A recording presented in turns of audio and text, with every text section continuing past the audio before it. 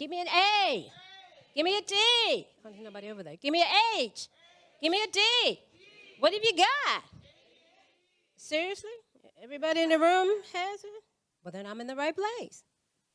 I am a single mom to a beautiful young adult male child. He shares the diagnosis with me. And he was diagnosed way back in kindergarten, 18 years ago. I, however, got a late diagnosis only a few years ago when I was ready. And I was ecstatic to get my diagnosis because ADHD is highly hereditary. And I couldn't wait to tell my inner circle that I'm not completely cuckoo for Cocoa Puffs like they think. You know, I'm not. I just think differently. I process differently. And I thought that sharing that with them would help to minimize some of the comments and the judgments, the shaming and the blaming, but that was not the case. So I'm thinking maybe they just don't understand what ADHD really looks like. So I ask you, do you know what ADHD looks like? Is that better? Do you know what ADHD looks like? Do you know what the symptoms look like at work, at home? No, you don't. Stop lying. Well, I am here to tell you.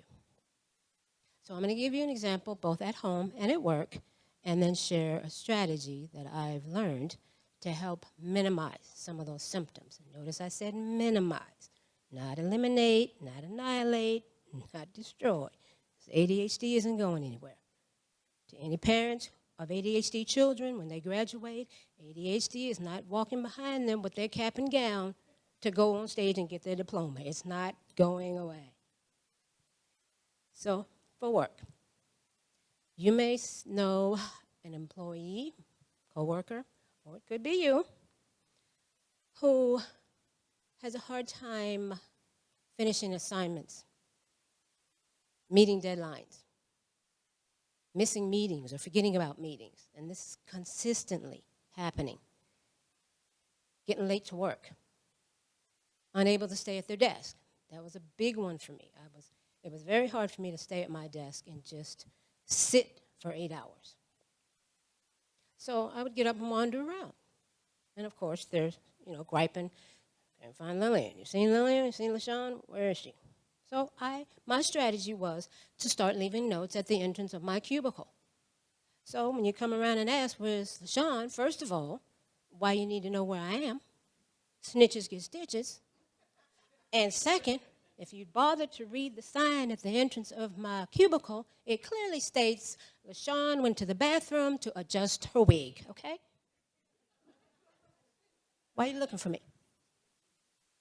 That, of course, didn't work for a while, so then I decided to start bringing in headphones, which worked as double duty for me because then I could block out everybody.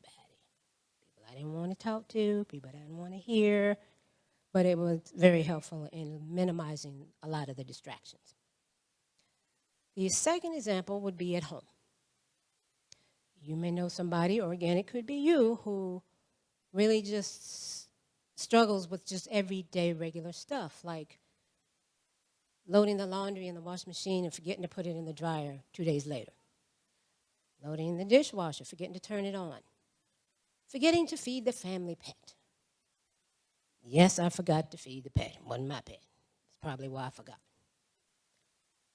A friend of mine asked me if I could watch her cat and dog just for the weekend, and I did great up until that last night.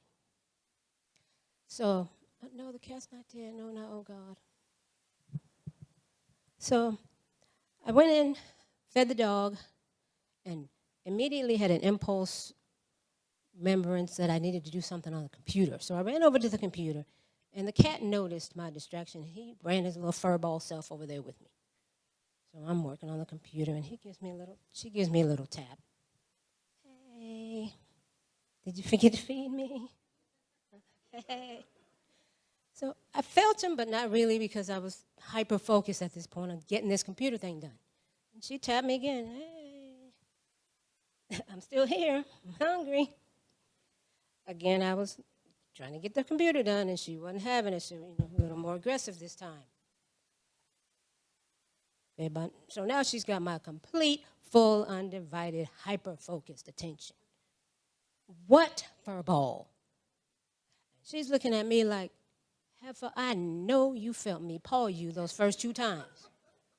Now, how are you so focused that you can remember to feed his slobbery behind? But you so distracted you couldn't remember to feed me. So I had to develop a strategy, and back then I had to write notes and keep them in front of me so that, it wouldn't be, you know. But now we have Alexa, and Alexa is my best good friend, just like Chucky. It's God, Alexa, and then my son. Yes, he's fallen from grace because he don't remind Mom of nothing. So I say these examples because this may be what you're seeing. Even the inappropriate jokes. That may be what you're seeing in somebody. It could be ADHD, or it could be just a dysfunction of their executive skills. Why? Because ADHD directly affects your executive function skills. So I've developed a workshop to help strengthen those skills, learn new skills. So for anybody who is just really tired of struggling, really tired of the shame and the blame that society has put on us, tired of trying to be that strong black woman who's struggling just to keep going every day and just do regular, everyday, daily tasks, you can email me at liftyouradhdvoices@myself.com and put in your message, ADHD cutie, on single mompreneur duty. Okay, so that is my message, but next time, no judging. Try and figure out maybe something's going on. Thank you.